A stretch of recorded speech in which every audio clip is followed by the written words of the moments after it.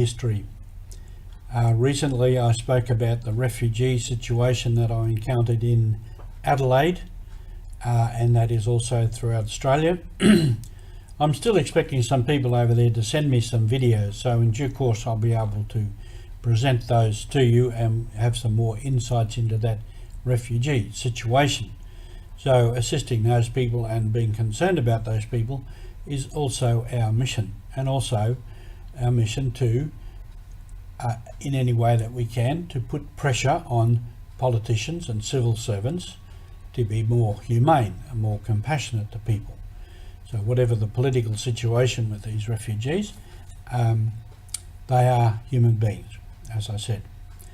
The other thing, our three people from the Northern Territory who presented yesterday, they will be putting together some longer videos, I hope with some stories and some insights into mission, and we'll present those in due course. And further to that, we have this book from Sister Helen, who's one of our presenters, and she presents very well, having been a teacher all her life, with some very interesting stories and some insights into mission and what it means to be a Christian today. Those books will be available in due course, and if it is not on our website already, we are going to advertise it on our MSC Mission website. So having said those things, I want to go back. I mentioned Bishop Gsell, who was the first bishop of the Northern Territory, and Bishop Gsell is known as the bishop with 150 wives. And you might wonder how that came about. Just a little bit of history from him. In 1897, having finished his studies in France, he was coming this way, as part of the world, to go to Gsell Island to become part of the French mission in Papua.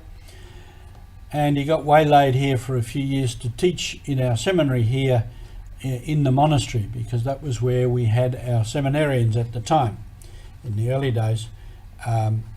So he taught here for a few years, and in about 1900 he went to Gsell Island, where he learned more about mission and the style of mission and the way that the mission was working there. He went in 1906 to Darwin to become the apostolic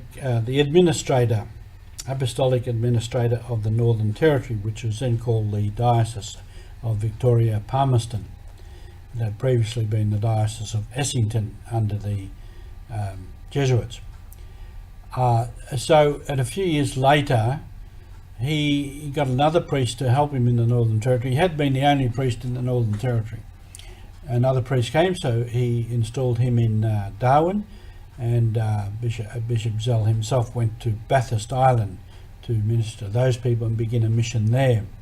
And there he learned a lot about the culture of the people, including the custom of polygamy.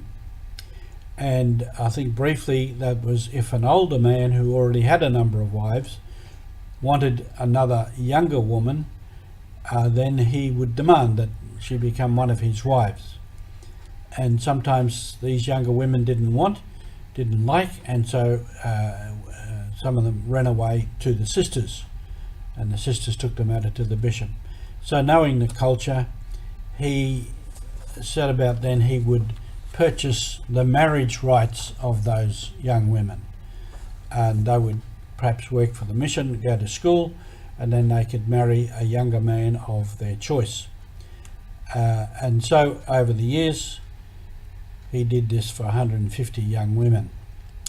A comment from something I was reading on him, if I may read from here. He felt that polygamy was the path to collective suicide for the Tiwi. They were the Tiwi people on Bathurst Island, because it entailed child sexual abuse, low fertility and wife lending. And his creative response was to purchase the marriage rights of women who sought his help.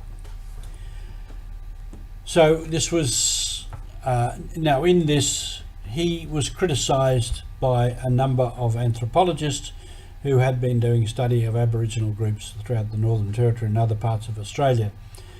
And he said one of his comments was, when he started to do this and when he was starting the mission, anthropology was only in its very beginnings, early stages. And he said, had it been developed, it might have helped him in his decisions. But in any case, he had papal approval for his approach to this issue of polygamy. And he said, I have papal approval and that's good enough for me.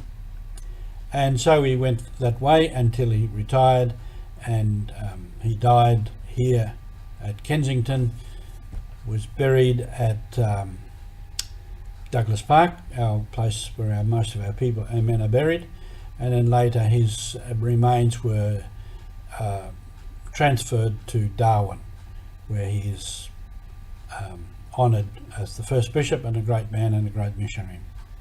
So just some stories of mission. The mission goes on. Missionaries in their day, in different places, different times, different cultures, responded as best they could and according to their training, and the church went ahead. Today also we have situations where we need to respond as church. As I've said, we are all on mission, and we all need to respond to situations today that demand that we do something to bring the gospel and the church alive in the lives of many people. So let's continue our mission together. Thank you for being with us.